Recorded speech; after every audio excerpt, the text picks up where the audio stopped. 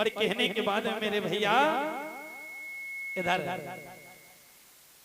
वही लौट जाते हैं और उत्तराखंड में आकर के इस कथा को शाप दे दिया कि जाओ जो भी इस कथा को मृत यानी अच्छे मन से जिस भाव से सुनेगा मन से, ये कथा सुनते ही सुनते उनको निद्रा आ जाएगी यानी नींद आ जाएगी। अब कुछ लोगों को नींद सी आ जाती है। बोलिए गोविंद भगवान की आज श्राप दे दिया भोले बाबा कैलाश पर्वत पर पहुंच गए भैया। इधर समय बीता तो अरड़ी के घर में बच्चा धीरे धीरे बढ़ने लगा और जब धीरे धीरे एक दो दिन नहीं बल्कि 12 माह बीत गए तो अरड़ी के गर्भ में पीड़ा हो गई, क्योंकि 12 माह का बालक आप समझते हो कितना बड़ा हो जाता है। बोले बाबा के पास व्यास जी महाराज बोले पहुंचे, प्रभु ये मेरी पत्नी के गर्भ में बड़ी पीड़ा हो रही है, चल करके प्रभु आप चलिए और चल करके कुछ देखिए करिएगा। आज मेरे भैया ध्यान रखना, जैसे इतने वचन कहे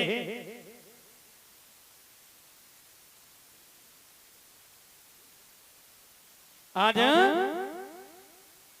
कहा कि बड़े भैया काफी समय हो गया, अब तो बाहर आ जाओ।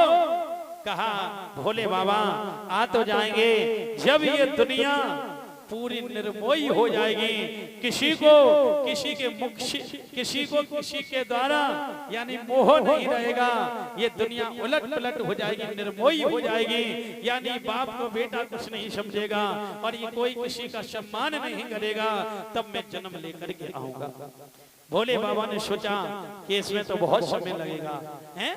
लेकिन भोले बाबा ने एक माया दिखा दी, पूरी दुनिया को उलट पलट कर दिया महाराज जी।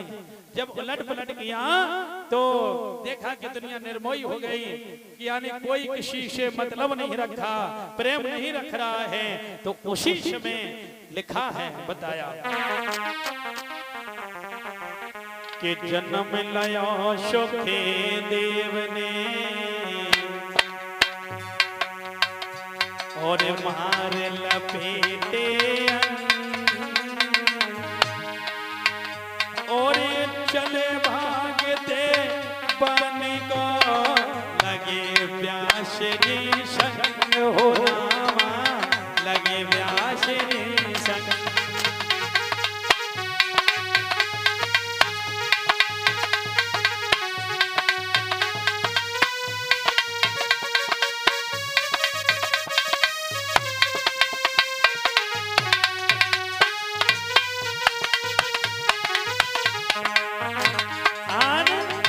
वही घर से श्री सुखदेव जी महाराज का जन्म होता है। बोलिए सुखदेव महाराज की।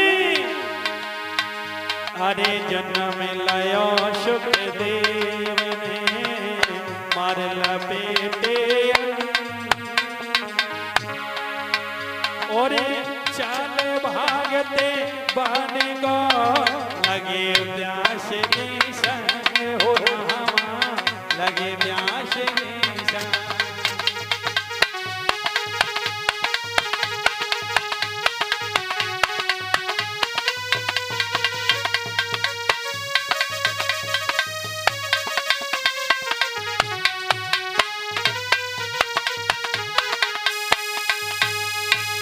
आज सुखदेव महाराज का जन्म होता है। बोलिए सुखदेव महाराज के। आज ध्यान रखना परिश्र महाराज, सुखदेव महाराज ने अपने नाड़े को भी नहीं कटवाया, माताओं नाड़े को भी लेकर के भाग गए। अब व्यास जी महाराज कह रहे हैं, अरे बेटा रुक जाओ, अरे बेटा रुक जाओ, क्यों जा रहे हो, हैं? क्या बात है, क्या कारण है, रुक जाओ बेटा, मैं तुम्हारा पिता रुक रहा हूँ। सुखदेव महाराज कहने लगे, कौन किसका बेटा है, कौन किसका पिता, ये तो दुनिया निर्मोही है, यहाँ पर कोई किसी का नहीं है। और बोले कि देख लिया दुनिया का और सारा नजारा, अरे ना हम किसी के और ना कोई हमारा, किसी के ना कोई हमारा,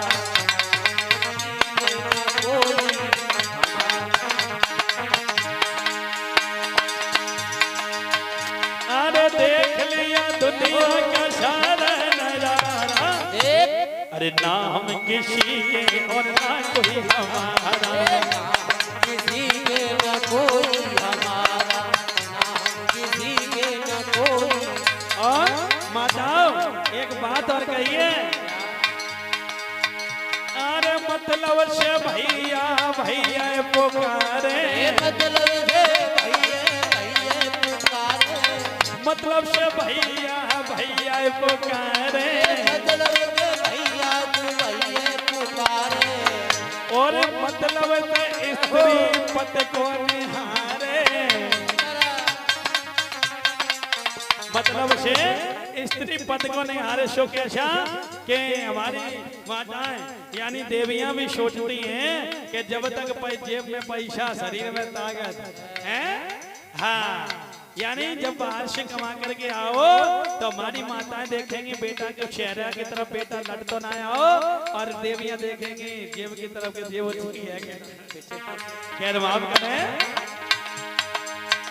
और मतलब क्या है संसार सारा, और ना हम किसी के और ना कोई हमारा, ना हम किसी के न कोई हमारा, ना हम किसी के न कोई। अरे ना हम किसी के और ना कोई हमारा। हे पिताजी यहाँ पर संसार में कोई किसी का नहीं है।